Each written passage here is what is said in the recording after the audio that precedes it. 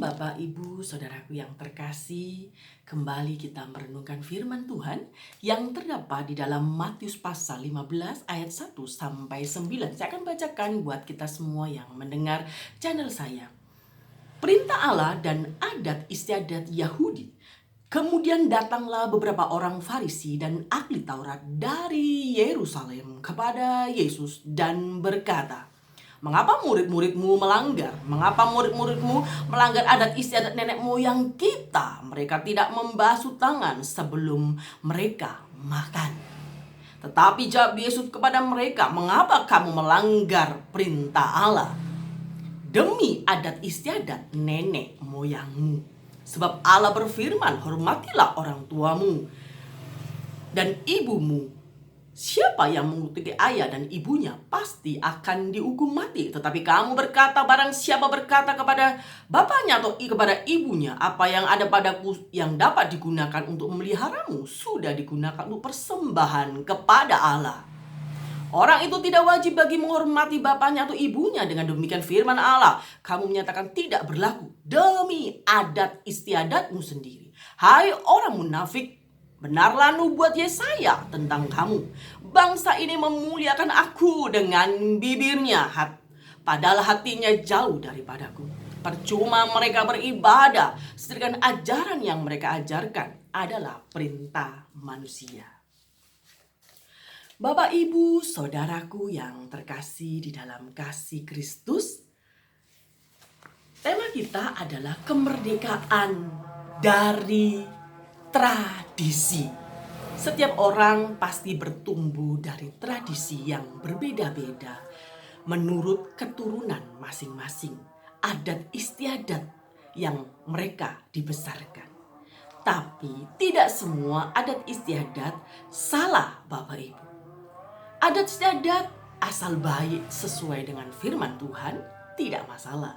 Tetapi yang menjadi persoalan adalah pada zaman itu ahli Taurat dan ahli Farisi dari Yerusalem, mereka adalah mazhab yang sangat keras, memegang tradisi-tradisi mereka melebihi dari firman Tuhan. Ini yang menjadi persoalannya. Mereka memaksakan kehendak mereka supaya semua orang wajib untuk mentaatinya. Di sana ada ahli Taurat dan ahli Farisi dari Galilea. Mereka beranggapan kurang memegang firman Tuhan dengan baik. Mereka begitu. Mereka yang dari Yerusalem merasa dirinya paling ketat, gitu ya, Bapak Ibu ya. Pertama, jika suatu tradisi dipaksakan, Yudaisme pada zaman Alkitab tidak hanya dimiliki atau diwakili oleh kelompok Farisi saja sebenarnya. Ada beragam mazhab lainnya. Beberapa bagian saling berbeda dan saling menjatuhkan sebenarnya. Dalam Matius pasal 15, orang-orang Farisi mencoba memaksakan keyakinan mereka supaya semua orang sama dengan mereka.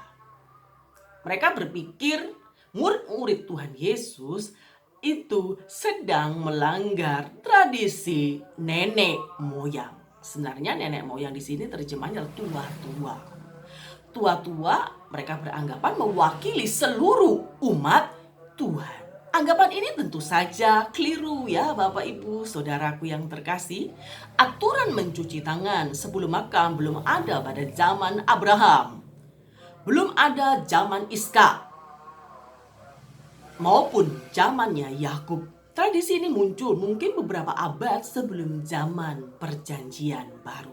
Mereka menggagas tradisi ini tentu saja tidak mewakili semua bangsa Israel, tapi mereka memaksakan sebuah tradisi pada kelompok yang berlainan. Itu merupakan wujud kesombongan. Bapak, Ibu, Saudaraku yang terkasih di dalam kasih Kristus,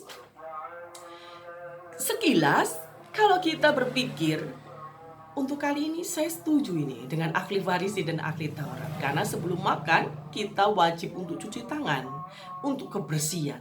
Tapi yang disoalkan di dalam ayat ini bukan berupa kebersihan, kena bebas dari kuman dan sebagainya. Tapi yang mereka persoalan mereka persoalkan adalah kenajisan. Mereka berpikir orang yang sebelum makan tidak cuci tangan berarti mereka najis. Begitu.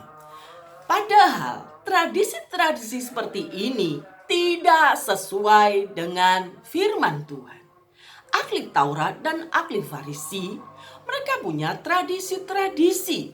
Mereka memang pertama fokusnya firman Tuhan. Mereka terjemahkan lagi, mereka terapkan dengan sangat teliti, dengan gaya-gaya mereka, sehingga dari awal firman Tuhan menjadi salinan begitu. Jadi aturan-aturan yang mereka buat, tradisi-tradisi ini tanpa mereka sadari, ini kadang-kadang mereka suka melanggar firman Tuhan, tetapi memegang teguh tradisi. Mengapa seperti ini? Kata firman Tuhan, hormatilah ayah dan ibumu. Kita ingat tentang nazar, Bapak Ibu, tentang janji kepada Allah. Di perjanjian lama, nazar, kalau kita sedang bernazar kepada Allah, maka kita wajib melakukannya. Ada beberapa orang bernazar tanpa berpikir panjang, sehingga dia berpikir kalau kali ini saya sukses, saya akan memberikan harta saya semuanya kepada Tuhan. Nah, mereka lupa bahwa mereka punya orang tua. Di masa tuanya perlu dipelihara, tetapi uangnya sudah kadung diberikan kepada Tuhan. Karena menurut ahli Farisi, yang penting mentaati nasarnya dulu. Nah, seseorang yang sudah membayar nasarnya kepada Tuhan, dia tidak usah menjaga orang tuanya di masa tuanya. Inilah yang Tuhan Yesus kritik dari tradisi. Kita ingat, tradisi tidak semuanya salah ya Bapak Ibu ya.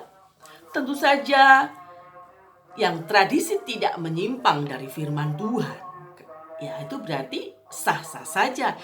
Karena melalui wahyu umum, melalui anugerah umum, manusia dimampukan menciptakan tradisi-tradisi tertentu. Tradisi-tradisi semacam ini merupakan salah satu cara yang digunakan Allah untuk mengatur dunia. Tetapi jika tradisi, aturan-aturan yang manusia buat, itu justru meniadakan hukum Allah, inilah yang dikecam Yesus. Jawaban Yesus cukup bijaksana. Dia menjawab dengan keras, tetapi saya rasa jawabannya cukup bijaksana. Semua tradisi-tradisi kalau baik sih sah-sah saja ya Bapak Ibu ya. Tetapi jika tradisi itu melanggar firman Tuhan, orang lebih suka memegang erat tradisi-tradisi daripada mereka mentaati firman Tuhan. Harusnya kita menghormati ayah dan ibu. Dan kalau ada nasar-nasar yang kita buat kepada Tuhan tanpa kita sengaja atau sengaja tanpa berpikir panjang, kita tidak perlu. Terus gimana? Kita cukup datang kepada Tuhan. Tuhan ampuni saya. Saya salah berbicara. Saya tidak tahu ke depannya bagaimana. Nah, itu yang kita lakukan. Bukan berarti kita bayar nasar kita semuanya, tapi kita menyia-nyiakan orang tua kita di masa tuanya. Itu berarti kita mengalami namanya tidak mentaati firman Allah, tetapi mentaati, menjunjung tinggi adat istiadat. Inilah yang Tuhan kecam dari ahli Taurat dan ahli Farisi pada masa itu. Berarti yang disoalkan bukan hanya bebas dari kuman, supaya tangannya bersih, bukan. Tapi mereka berpikir seseorang yang tidak cuci tangan itu orang yang najis. Yesus tahu sumber kenajisan itu bukan dari cuci tangannya ya Bapak Ibu Saudaraku.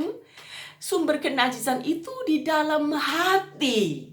Ada banyak anak-anak Tuhan itu suka melayani pekerjaan Tuhan, suka memberi yang terbaik untuk Tuhan, tetapi munafik. Mengapa dikatakan munafik? Munafik merujuk pada sesuatu action tidak sama dengan ada di hati. Berarti sesuatu tindakannya kelihatannya baik, tetapi di hatinya sangat buruk. Ingin dipuji oleh sesamanya. Ada orang berpikir begini, Oh, orang itu loh sangat mencintai Tuhan melebihi dari orang tuanya. Jadi dia mendahulukan Tuhan. Anda keliru.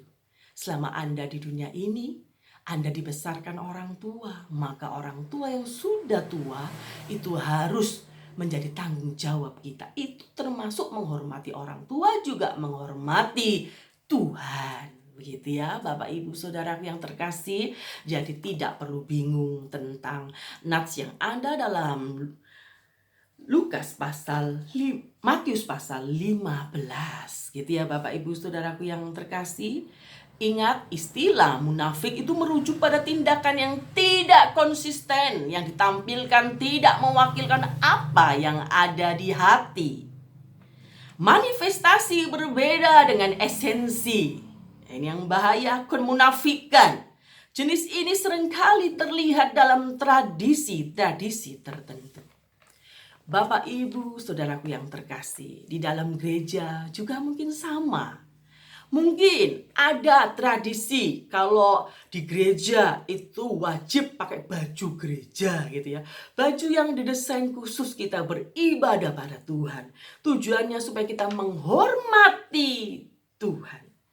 Dan jika ada orang datang kebaktian dengan baju yang sangat sederhana, mungkin ada sobek-sobeknya sedikit karena sudah lusuh bajunya, kita mulai menghina. Oh, kamu tidak layak untuk beribadah karena bajumu itu tidak menghormati Tuhan. Ya, tradisi-tradisi seperti inilah yang harus dihindarkan. Sebenarnya, kalau misalnya dalam suatu paduan suara, orang berseragam sama, itu kan tujuannya supaya sepadan, selaras gitu ya, supaya bersatu kelihatannya. Tapi justru kadang-kadang karena seragam, orang bertengkar di dalam gereja. Tradisi-tradisi kecil seperti ini, kadang-kala orang beranggapan kalau ke gereja tidak pakai baju bagus, berarti mereka tidak menghormati Allah. Apakah dengan menggunakan baju seperti ini merupakan tipe orang yang tidak menghormati Allah? Bukan ya Bapak Ibu ya. Karena tradisi-tradisi yang dibuat manusia kadang-kadang meniadakan hukum Allah. Ini yang membuat Tuhan marah Bapak Ibu.